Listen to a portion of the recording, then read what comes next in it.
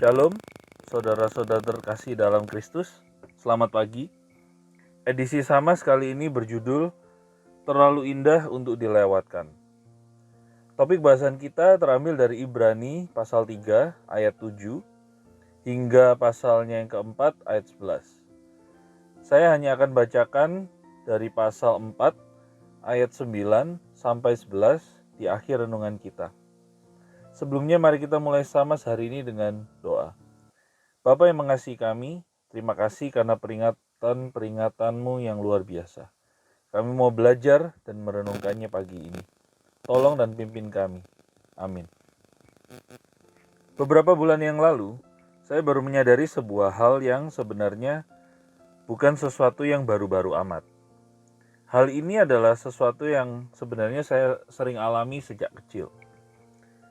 Mengenai tentang percaya terhadap kata-kata dari orang tua kita. Nah, frase ini baru benar-benar saya ngerti dan erat dalam hidup saya sekarang, ya baru-baru ini aja. Tepatnya setelah menjadi seorang ayah. Lebih spesifik lagi, saat saya sedang menghadapi putri saya, Zoe. Jadi ceritanya begini. Suatu malam saat mau tidur, tiba-tiba Zoe harus ganti popok. Jadi saya bawa dia ke kamar mandi untuk dibersihkan. Lalu setelah itu kembali pakai piyamanya. Namun saat mau pakai popok, tiba-tiba dia lepas dari genggaman saya dan kabur. Dalam kondisi masih setengah basah dan belum pakai baju. Dia merasa bisa kabur dari saya. Tertawa-tertawa sambil seolah-olah meledek saya. Saya lalu spontan nyeletuk.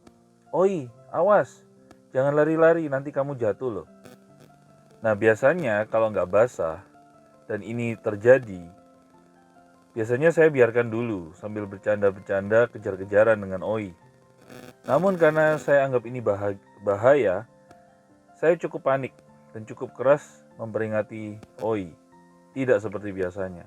Dan benar saja, tidak lama kemudian ia jatuh dan saya pikir dia akan nangis. Ternyata hanya meringis kesakitan lalu datang kepada saya. Seolah-olah ia menyesali perbuatannya karena tidak mendengar peringatan saya. Lalu saya berkata kepadanya, "Tuh kan, Papa bilang apa? Lain kali percaya sama Papa." Esok paginya saya menyadari bahwa peristiwa tadi malam mengingatkan saya akan masa kecil saya semasa masih tinggal bersama orang tua. Mungkin saya juga seperti kayak ya dulunya, gak nurut dan percaya pada peringatan orang tua saya. Sambil saya senyum-senyum sendiri. Nah, saya sendiri percaya bahwa Alkitab adalah buku yang sangat luar biasa.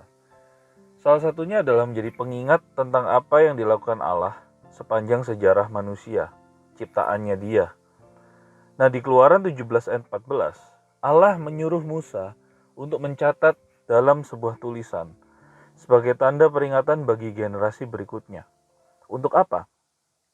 Agar kita bisa percaya pada Allah yang sangat perhatian dan mengasihi umat manusia. Ia ingin agar kita semua selamat. Ia ingin agar kita mempercayai rekomendasinya. Nah, di kitab Ibrani ini, penulis ingin mengingatkan pada para pembaca untuk belajar dari kesalahan bangsa Israel yang mengabaikan rencana Tuhan agar mereka bisa masuk ke tanah perjanjian. Allah sudah menjanjikan hal yang sangat luar biasa, yaitu tempat perhentian yang penuh dengan berkat yang luar biasa.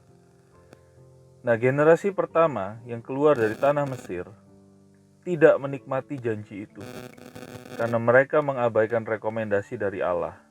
Allah yang benar-benar menuntun mereka di tengah padang gurun.